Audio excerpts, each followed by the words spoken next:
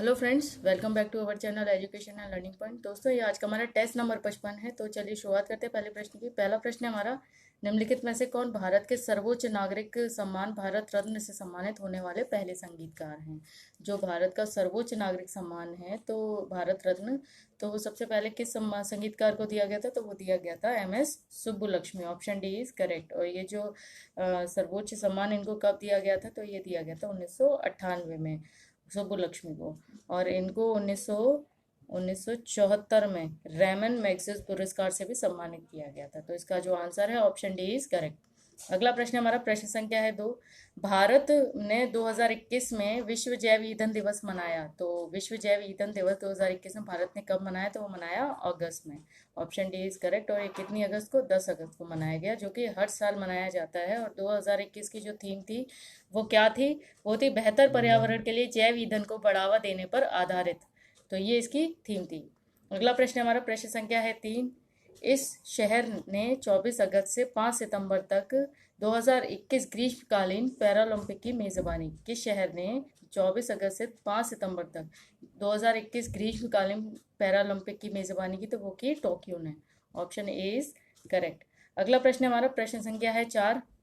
भारतीय संविधान की 7वीं अनुसूची के अनुसार परमाणु ऊर्जा विषय पर कानून बनाने का जो अधिकार है वो किसके पास है?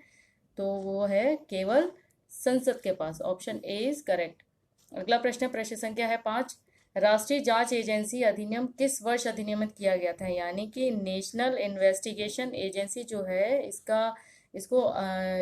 इसको जो अधिनियमित किया गया, किस वर्ष किया गया इस अधिनियम को? तो इसको किया गया 2008 में। Option C is correct. अगला प्रश्न प्रश्न संख्या है 6।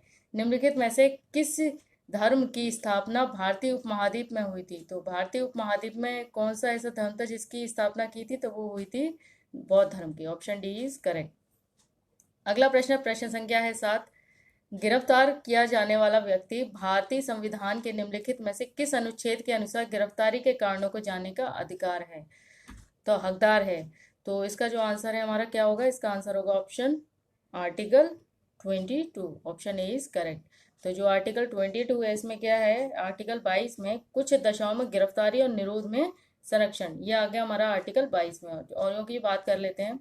आर्टिकल जो 20 है, आर्टिकल 20 हमारा क्या कहता है? आर्टिकल 20 है हमारा अपराध के लिए दोष सिद्ध के संबंध में संरक्षण। तो ये हो गया हमारा आर्टिकल 20। आर्टिकल 19 जो है हमारा, ये क्या है? 19 जो है वाक की स्वतंत्रता आदि विषय कुछ अधिकारों का संरक्षण, ये हो गया आर्टिकल 19।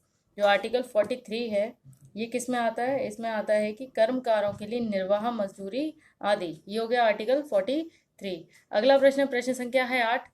गांधी जी की गिरफ्तारी के बाद निम्नलिखित में से किसने दांडी मार्च का नेतृत्व किया? तो किसने गांधी जी की गिरफ्तारी के बाद दांडी मार्च का नेतृत्व किया? तो वो किया सरोजनी नायडू ने। Option C is correct. ये जो दांडी मार्च था इसकी जो शुरुआत हुई थी कब से कब तक चला था ये?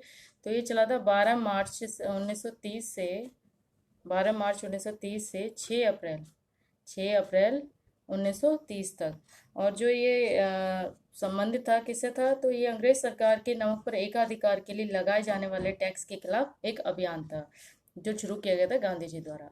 अगला प्रश्न प्रश्न संख्या है 9।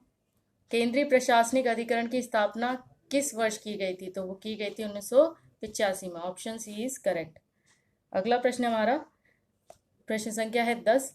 अरब सागर का कौन सा द्वीपीय देश भारत का पड़ोसी है? अरब सागर का कौन सा ऐसा द्वीपीय देश है जो भारत का पड़ोसी है? तो वो है Maldives. Option A is correct. अगला प्रश्न प्रश्न संख्या है 11। सरस्वती सम्मान एक वार्षिक पुरस्कार है जो भारतीय संविधान की 8वीं अनुसूची में सूचीबद्ध भारतीय भाषाओं में से किसी भी गद्य या पद में असाधारण साहित्यिक कार्य के लिए दिया जाता है। तो इसका आंसर होगा हमारा 22 भाषा। Option C is correct, 22। अगला प्रश्न हमारा प्रश्न संख्या है 12। निम्नलिखित में से कौन सा स्मारक लखनऊ में स्थित है? तो इनमें से कौन सा स्मारक है जो लखनऊ में स्थित है? तो वो है हमारा ऑप्शन बड़ा Imambara. Option D is correct.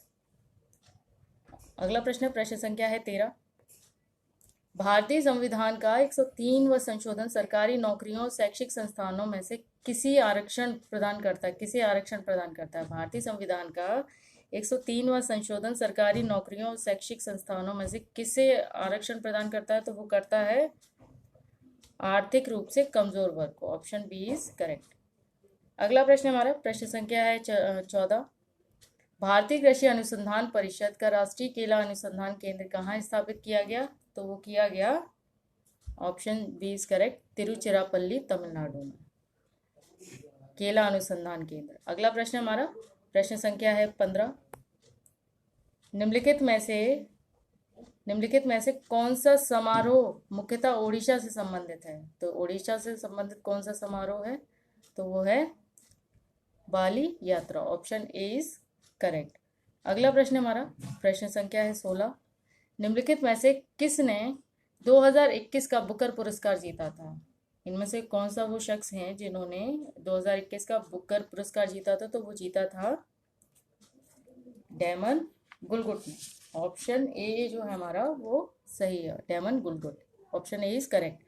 अगला प्रश्न हमारा प्रश्न संख्या है 17। निम्नलिखित में से कौन सा ध्वनि तरंगों का एक अभिलक्षण नहीं है? निम्नलिखित में से कौन सा ध्वनि तरंगों का एक अभिलक्षण नहीं है? तो वो नहीं है विद्युत चुंबकीय। Option B is correct.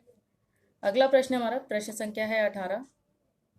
निम्नलिखित में से 21 वर्ष में किस वर्ष, माफ कीजिएगा ये किस वर्ष हो गए यहाँ पर, निम्नलिखित में से किस वर्ष में औरंगजेब के आदेश पर सिखों के 9वें गुरु श्री तेग बहादुर की हत्या कर दी गई थी?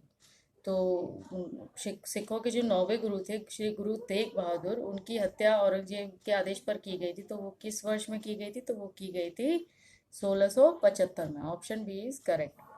अगला प्रश्न हमारा प्रश्न संख्या है 19।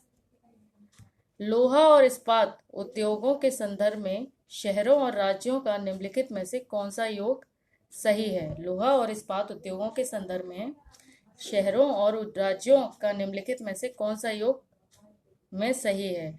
तो वो कौन सा है? तो वो आंसर है हमारा Bhilai, Chhattisgarh. Option B is correct. ये जो भिलाई है ये छत्तीसगढ़ में है।